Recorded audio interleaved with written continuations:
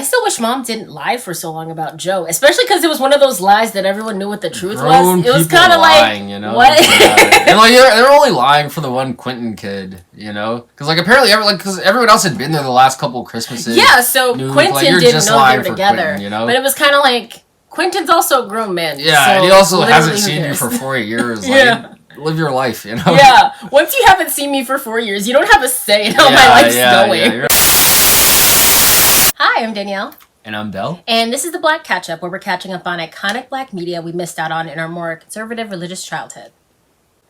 All right. So, I guess Merry Christmas. Yes, Merry Christmas. Happy holidays. Happy holidays. Yeah. So, today we watched This Christmas. Okay. The IMDb.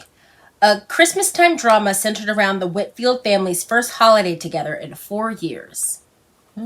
Okay. Not to be confused with Almost Christmas, Black Christmas, or any other Christmas movie. All the other ones where it's like Almost their first Christmas together in this X amount of years. Like, don't be confused with those. All right. As usual, start off with things we liked about the movie. I guess I'll start this one off. I really liked the family dynamic. Just seeing like all the different relationships between all the siblings, I thought was fun to watch. Of course, they had their conflicts and they had like their other things, but I thought it all felt like real, like relatable kind of things. You know, I think in some other movies we've watched, some of the like inner character drama seems like very over the top and unrealistic, but I thought this one felt like stayed very grounded and like real issues that and it made it enjoyable to watch. Yes. Okay. I'll say I really liked Mel and her boyfriend. Mel was the girl, the college girl who's been in college for like 7 years. Yeah. And her boyfriend. I thought they had some cute interactions. I wish there was more of them in the movie. I was going to say, I feel like they abandoned the boyfriend halfway through. They abandoned, not even halfway through, like a quarter of the way through. Yeah. Like, he shows up and everyone does like the whole menacing older brother thing. And then they like talk for a sec. Then the club scene happens and then we never hear from them. Or they have they have that scene in the pantry. And that then was the club scene. Okay, then the club scene, then that was it. Yeah. Then we just like ditched them. So I wish we hadn't ditched them. I like them a lot. Okay. Their chemistry was just really fun and just like the Mel's character was just really good. I liked her a lot. Okay. The next thing I had down, I kind of liked music being kind of that underlying thing in the film, or like performing at least. I liked how like that was kind of the same thing between Quentin and Senior, the dad, that kind of pushed them both away. But then they kind of use, I guess, Chris Brown or Baby to kind of be the reconnecting thing to bring Quentin back. So I just kind of like that having that music as that kind of like underlying thing that was like keeping the family together or bringing them back kind of thing. I just kind of liked that. I thought it was kind of beautiful. That's nice. Next thing I liked when Lisa drove her husband's car over the edge of that parking structure or whatever, because I just really like the build-up, because you kind of throughout the movie know that she knows that she's a put-upon wife who's just like essentially acting like a mother to her husband, like she has to cut his food and like heat it up and all that other stuff. Cutting his food was wild. That was crazy. But Lisa then has that big fight with her sister Kelly, and she's like, "You don't think I know that he's cheating on me?" And then like all of it starts to like really build up and everything. And then she's like in the rain, dramatic, love it. And she just like pushes his car over or like has it drive over it. And it was so good. And not to mention, one of the first things you see is like his nameplate on the car. So like you know he's obsessed with this car. And then there's a scene at the airport where he's like, just make sure the car's okay, make sure the car does this. Here's he doesn't even say I love you before he leaves. Yeah, so I actually really like that scene too. And then followed up by the bathroom scene with the oil on the floor. Like that whole like breakup scene, I guess, whatever you want to call it, or like that character, arc, that was nice. That went over well. I liked that a lot as well. The last thing I had down was this one, just like in general, I just thought this was like a really good like feel good holiday movie. Like I think some of the other ones we've watched just haven't been as feel good. They've been a little more serious, a little more sad. Or like a little just like too jokey, I guess. I don't know. But like this one, I just thought like this one is like almost like spot on what I expect from a holiday movie. I can see that. Movie. So I just really enjoyed that. You know, like this Christmas, like it's almost Christmas time. So I enjoyed that. The last thing that I have was I really liked whenever It's like a combination of a scene and characters. So I really liked whenever the mob characters had to interact with the family. Yeah, and they were basically essentially like pretending they weren't in the just mob friends, or whatever, or they weren't bookies or whatever they were, and everyone was just like having normal conversations with them. I just thought that was funny. No, I actually like that too. And all of that coupled with the scene when Sandy meets the entire family. I just thought that whole scene was pretty good. Okay, all right.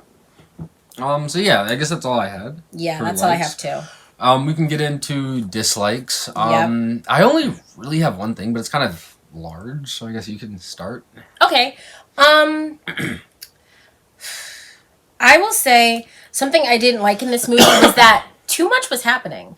And weirdly too much was happening because even though the movie was pretty like grounded and realistic, more or less, still too much was happening. Like, I didn't like Claude's being AWOL story where he got arrested and went to jail. That was a little too much happening. Yeah. Especially when he pulled the gun on the guy. Like, I feel as though his story could have just been he's secretly married to this white girl that none of them have ever met. Like, that would have been fine as a story. Yeah. They didn't need to add that extra layer. Same with the selling of the dry cleaner story. That went nowhere. They, like, sort of, like, briefly brought it up. But the thing about it was they didn't. It's not like the family owned a restaurant or like with that other movie where the mom in the homeless shelter or whatever. It wasn't that important to their lives as a family. So bringing it up kind of didn't make any sense. Like, and especially because it kind of got resolved. So like, I guess we're not doing this. Like almost off screen got resolved kind of. So just too much was happening. They could have cut some things out.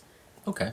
Yeah, that was honestly like pretty much what I said. Like, for me, what it was like I said in the prose part, like I thought all the characters were interesting and had interesting conflicts, but like I just felt like there was so many of them and so many different conflicts going on that like the movie didn't really go deep into any of them. Yeah. And a lot of them seemed to just get hand waved away at the end. Yeah. You know, like I almost forgot one more of the things I had. I had a couple of things that were hand waved. Like one, like the Chris Brown singing, like his mom was just okay with it because he was in church that one time at the end. I was like, okay, I guess. What was the next thing I had?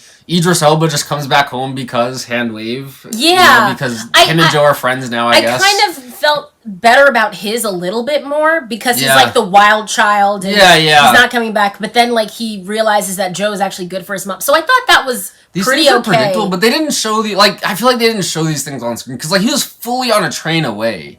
Yeah. And made it home so by that's dinner, what I was confused by. But I had that down. I'm just happy they didn't have him come back in church because that would have made no sense because that would have been too quick. I'm glad they at least waited till dinner to have him come back. That's still quick, but it's not like all my disbelief is out the window quick. But then Lisa with her husband, they didn't really show how she knew he was cheating. Like I guess she already knew.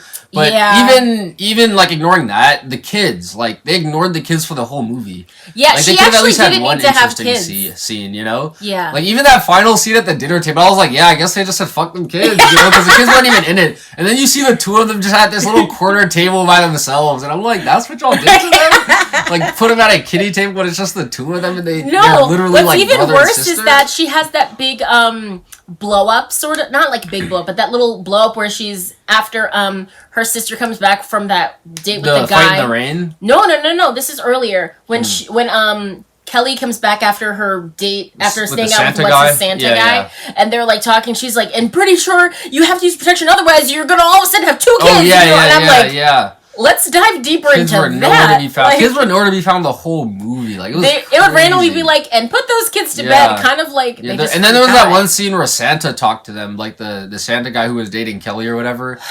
But so what was the other thing I had that wasn't actually resolved? Something else with Joe apparently wasn't resolved. That might be the same Idris Elba conflict. Okay. But probably is. They also never told us what Idris Elba owed these dudes for.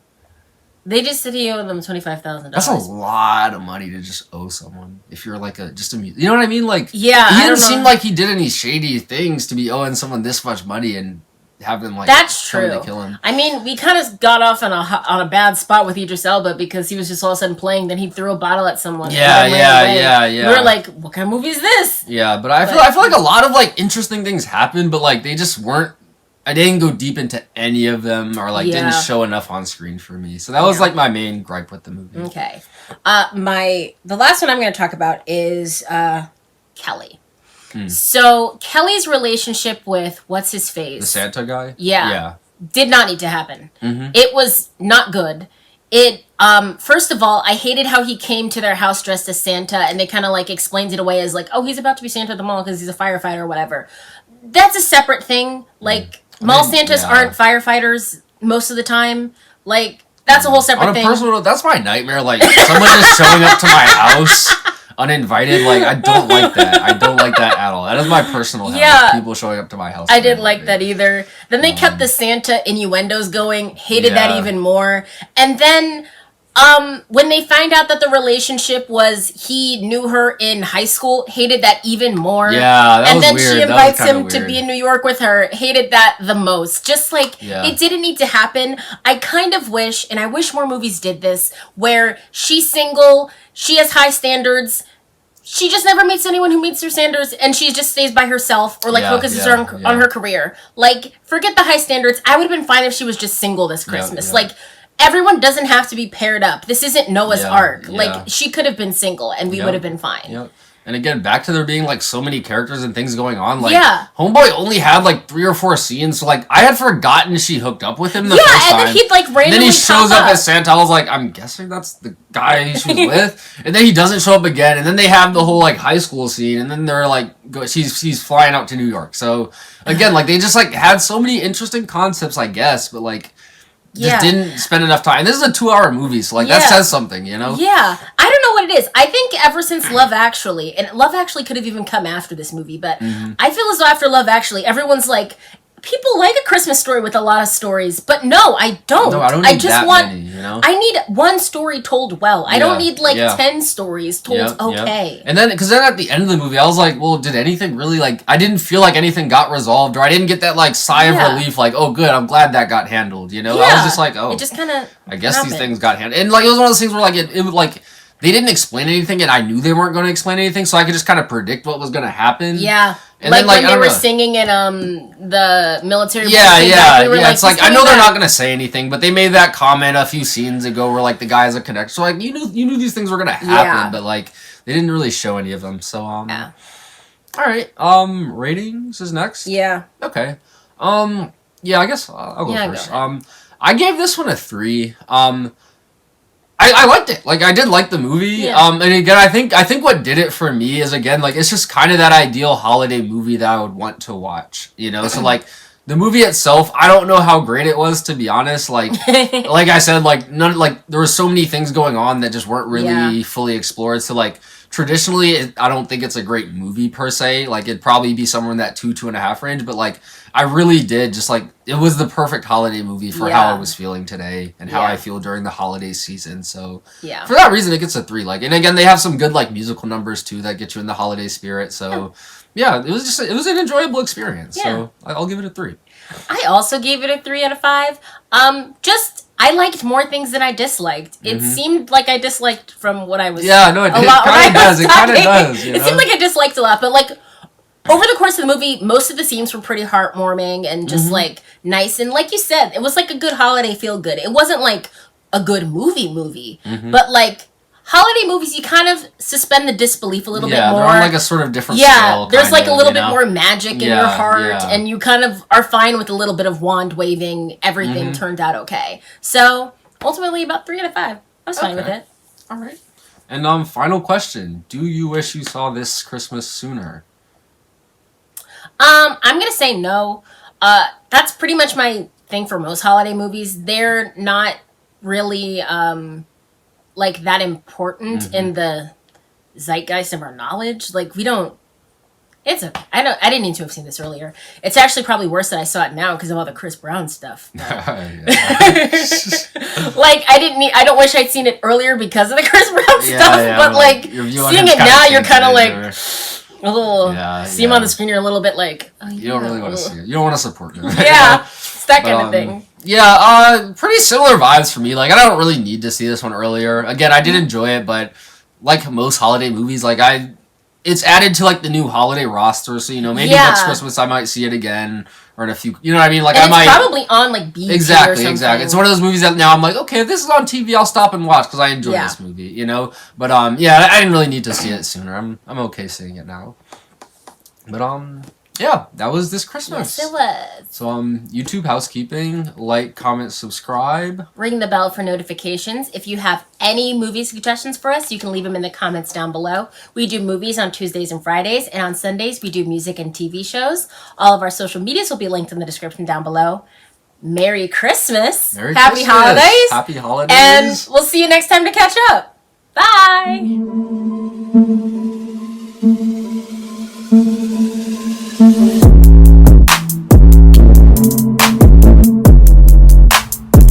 Everyone knows that if you're cheating, you gotta like expand your circle. You can't like. Well, no, it's not even that. It's just like you can't cheat on a whim. Like you have to think about your cheating a little bit. A little bit. Just a little bit. Like you can't just be in the grocery store one day and 3 minutes later in the back room cheating. You can't do that. Yeah. You have to put at least a little thought into it. Not that you should cheat, but yeah, we don't endorse be honest with people, but like if you're going to, at least put some thought into it. Don't just go to the grocery store and hook up with the first person you see, That is essentially that's not the way to do it, yeah. The first person who smiles at you, like, oh.